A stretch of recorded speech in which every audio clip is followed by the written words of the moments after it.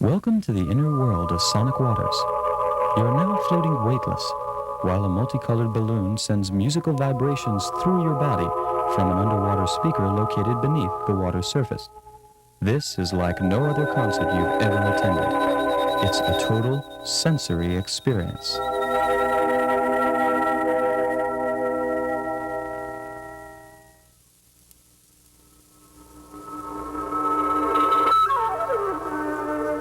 A native of Marseille, France, Sonic Waters composer Michel Redolfi was attracted to the beautiful Southern California coastline of La Jolla.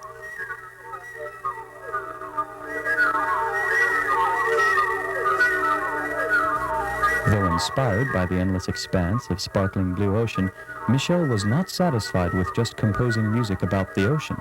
He decided to take the idea one step further. Getting the inspiration from the ocean is not something exactly new. But I thought that listening the music into the ocean, that will be a little different. My first approach was to play my music, the music that I composed about the ocean, under the ocean, and listen how good it was. And it was funny.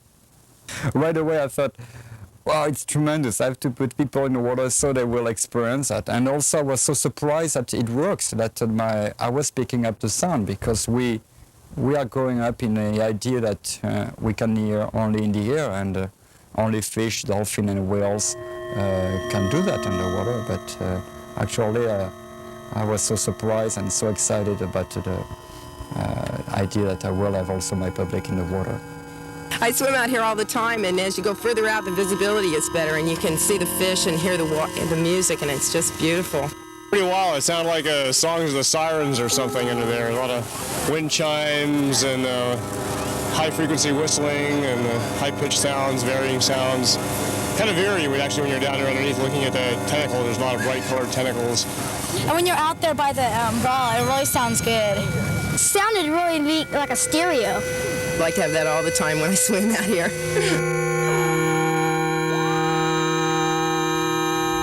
Upon entering the ocean, the curious beachgoers immediately experience the unusual sensation of feeling the music.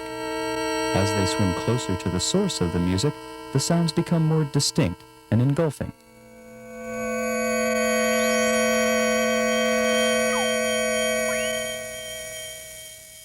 Now, when we are underwater, this part of the eardrum, do not work.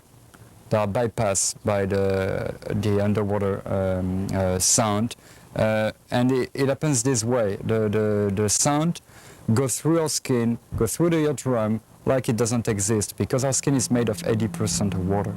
So we are a lot of water in the water, and the sound that goes through the water goes through our skin like the skin doesn't exist. So no way now we can stop the sound. Only one part of our body is denser than the water and the sound wave in the water, and this part are the bones. So this is why the bones of our head are stopping the sound and vibrates gently to the sound and conduct the sound to the inner ear, meaning, in brief, that we are not using our external ear, but still we are using our inner ear. We are just still using the nerve. But in the water we can plug our ears, our external ears, we can stick our fingers in the ears, and it will be the same. Actually, it's even better. If you do that, the sound is better. No way you can escape my music underwater if you plug your ears. But far from wanting to escape the music, these aquatic concertgoers are drawn to the sound. They find it captivating, hypnotic, and usually float serenely, letting the sound wash over them.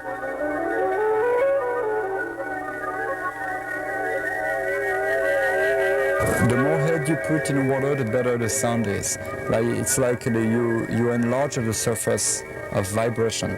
So if you put your chin, you have a tiny sound. If you put your jaw, you have a better sound. Now if you snorkel, you have a very good sound. Or if you lie on your back, you have a very good sound.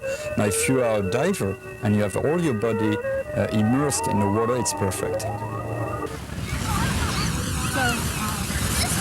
Because music is heard differently underwater, Michel's concerts offer a unique experience for the deaf.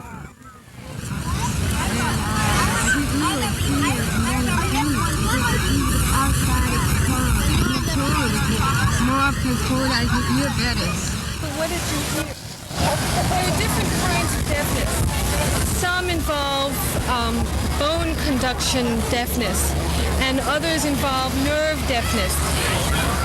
This kind of experiment is really best for people with bone conduction deafness, because what happens underwater, the water itself conducts the information through vibration, through the beat under the water, and it almost bypasses the ear itself. So it's the lower brain stem and the bones in the body itself that are conducting the sound, not the nerves or the ears. The water itself is bypassing the ears. And that's why it was interesting. And Lola happens to have the kind of deafness that's perfect for this type of experiment, because she has she doesn't have nerve deafness, she has bone conduction deafness. And under the water, she was able to hear the sounds and feel it through the waves and the way the water was conducting the sounds through her body itself. Michel's music, when heard above water, often strikes people as somewhat futuristic. But listeners must remember, the music is meant to be experienced underwater. The electronic and synthesized tones are chosen for their optimum reproduction ability underneath the waves. Michel finds people's initial reaction to the unique music quite amusing. People are always requiring, why can't you play regular music? I mean, this is, okay, we're going to water, we have to swim, we have to float, we have to do all these efforts, but finally, can't we get regular music? And I have nothing against, because my background is regular music too, like everybody. But the problem is that in the water, since we pick up the sound by our bones and by bone conduction, not by the eardrum, the bones have a different resonance. They don't pick up the sound as well as the eardrum that are nice, flexible, million of years of improvement. And the bones weren't meant to pick up the sound. It's what happens that in the water they do pick up the sound, but they pick up. It's kind of rough. It's like a cheap microphone, and so you have very little basses and a lot of trebles, and it's kind of a little harsh. So if you play regular music through your tuner or through a record, the sound will be kind of squeaky and harsh and a little even painful. The classical music that you love on Earth will sound terrible underwater. So I'm using electronic sound and I'm using the computers because I can control every parameter of the sound. And when I know that it will sound funny through the bones, I do a little correction of the equalization of the sound, so it will sound good.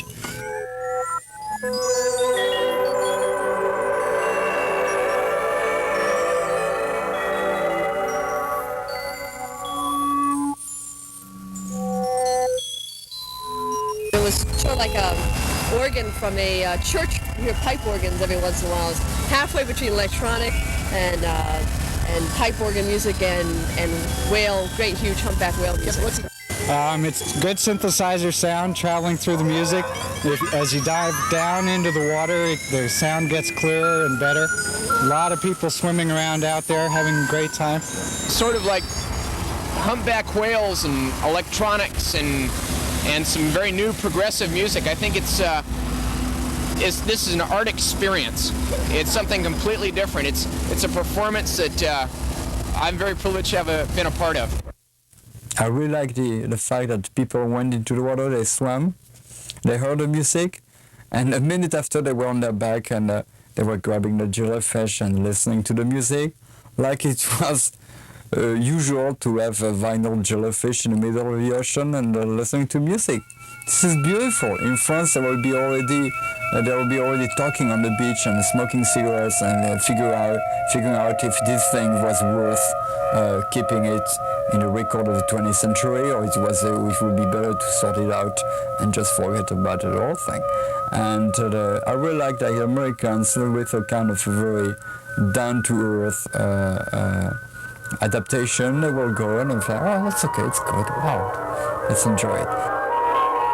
Working out of his audio laboratory at the Center for Musical Experiment at the University of California, San Diego, Michel devotes many hours of research to the dynamics of sound. He creates electronic music with the help of a synclavier synthesizer and a computer to manipulate the sounds for underwater listening. A pioneering composer, Michel blends sophisticated sound technology with artistic sensibility to create an original subaquatic experience. When Michel took his concert down the coast from La Jolla Cove to an indoor Olympic-sized pool, he demonstrated that the concert surroundings had a great effect on the listeners.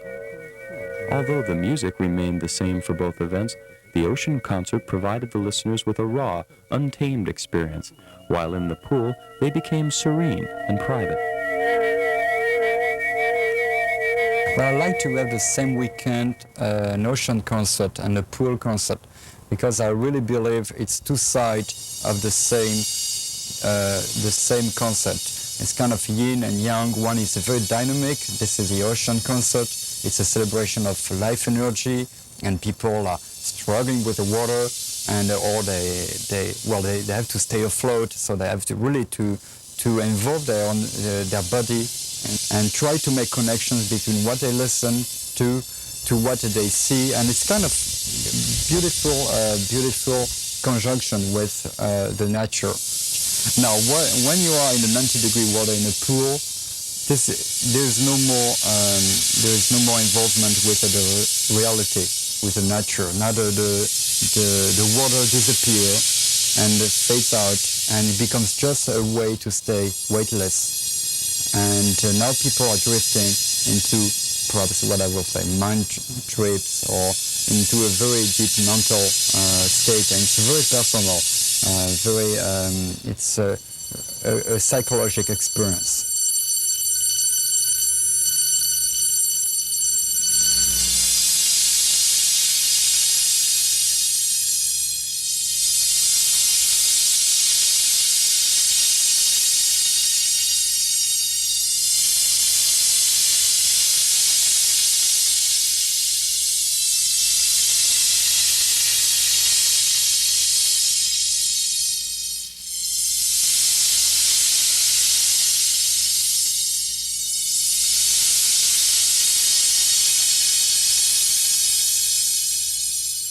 You really don't even need the boards to float. Your body, I guess your body fat keeps you. But it's you don't hear it too much except when you have your head in the water. And then it's very ethereal. It's so relaxing. It's really wonderful. It's just great for stress reduction. It's wonderful.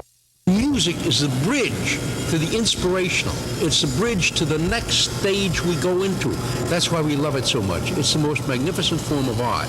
And there is no better way to experience that than when you're totally weightless, floating in the water, back in the womb where you came from. And this is what we use in therapy, and we've used it since 1967, and I can say that this is one of the most powerful methods of enabling people to come back to themselves and experience who they are. And there is more than the composing of music underwater. There is the element of bringing people together, floating together in 90-degree water. You know, this is the expansion of the hot tub to a worldwide situation. You know, this is an Olympic hot tub. If you want a name for this thing, call it not Sonic Waters, musical hot tub. Michel's concerts are beginning to attract the curiosity and interest of social scientists.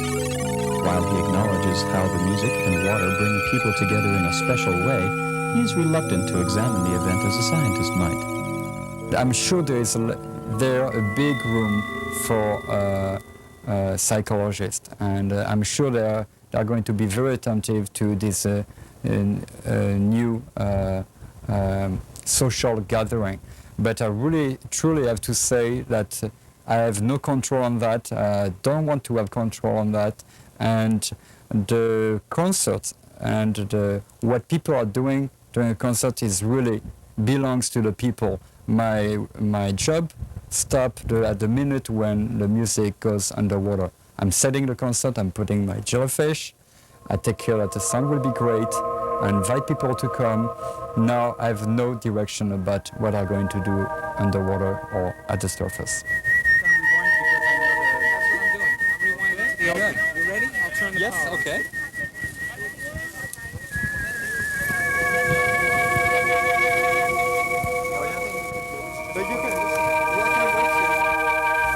When asked about the purpose of his underwater concerts, Michel mentions striving for an artistic expression that really involves the listener.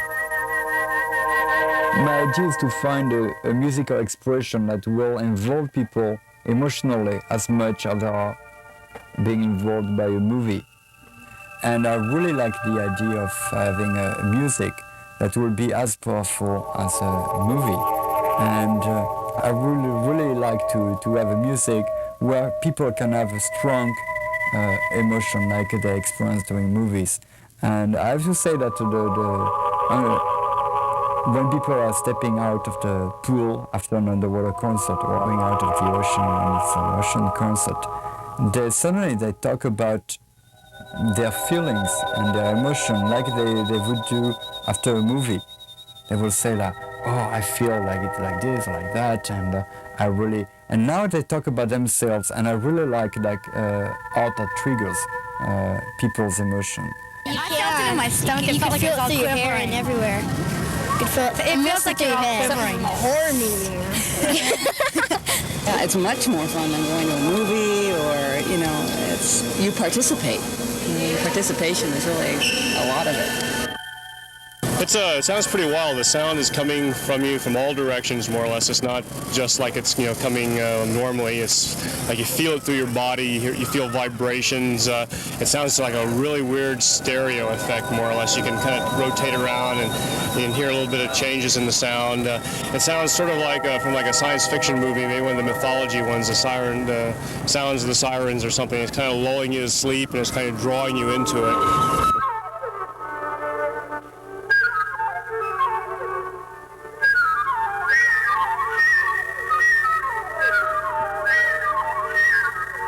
What I'm doing, I'm opening a field, I'm opening ears, or actually bones, to the sound, and I say, look, 80% of the planet is covered with water. You can play music into this environment. Now, after opening this door, if you can open a door underwater, a lot of things can happen. The underwater concert encompass a lot of specialties, a lot of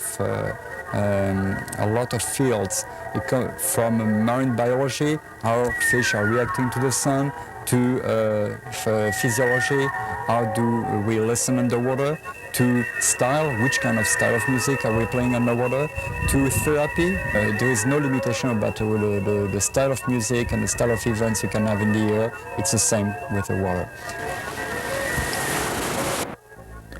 Some people may think of underwater concerts as the latest gimmick or fad from California, but Michel is confident the idea is here to stay.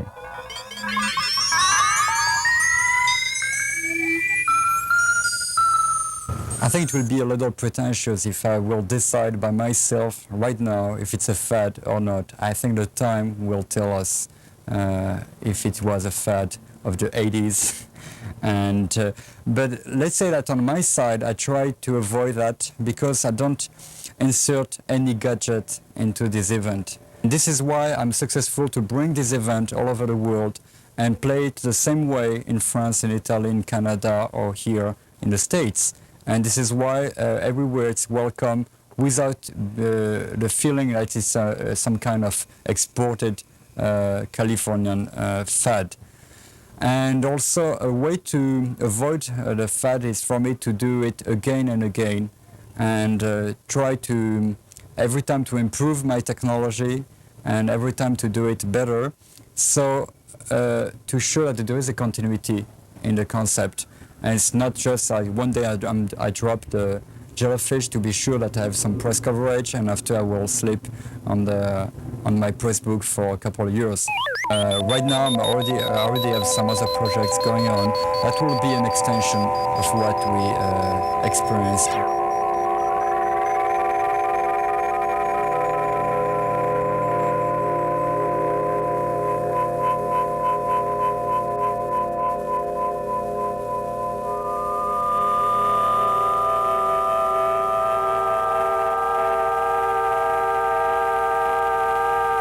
The fact that the underwater concert encompasses the wide range of fields from science to art lends itself to being less of a fad than a novelty that is destined to become an entertainment feature for generations to come, as well as a tool for scientific experimentation.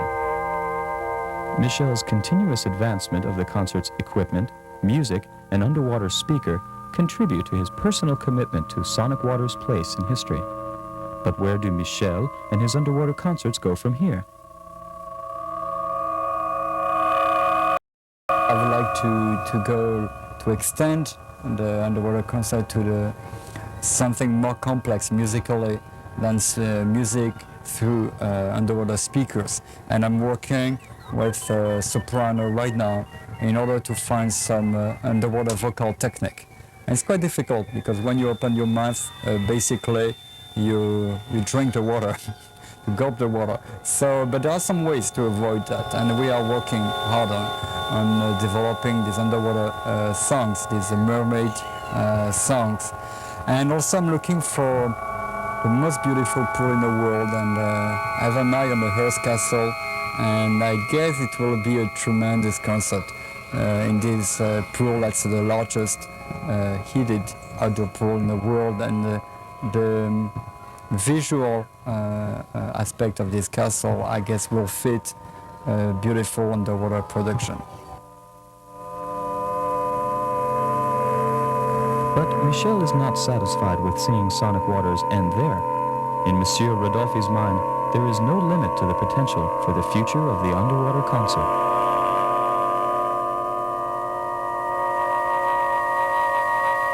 Still, I'm almost serious about it. Why not interesting the NASA and having some sound broadcasts for people who are weightless in their space shuttles or maybe in space colonies?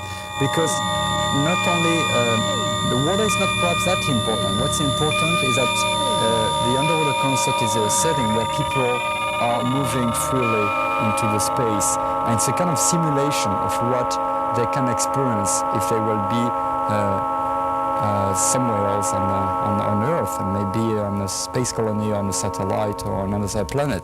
And this is the most far-out future for it. Why not getting all the experience from that and projecting it into this future? Now, something more realistic will be to say that if I'm able to keep on bringing underwater concerts in 5 or 10 years, that's already a future in itself. The future of that is to push the idea and do it again and again until the novelty aspect will fade out, and it will become not a style but a kind of regular event, like a rock concert.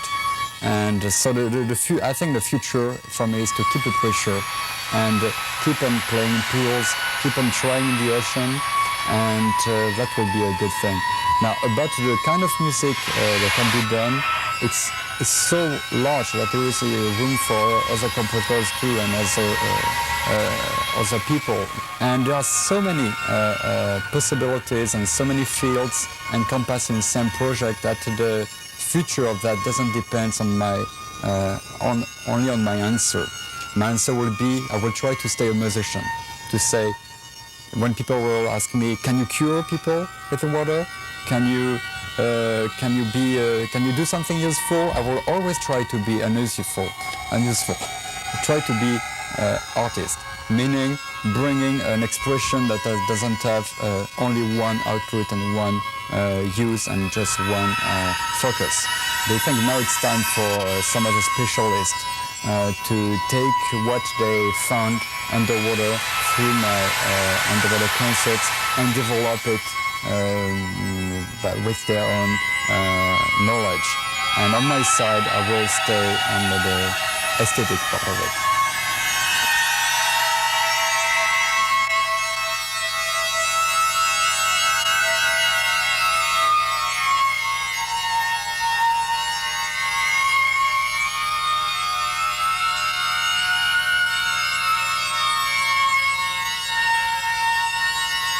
If we are living in the 20th century, having a love affair with the ocean and talking about the ocean with nice and cute sound. That's okay, but we have so many potentials in this century where we can really jump in the water and experience the real thing and just stop talking about it.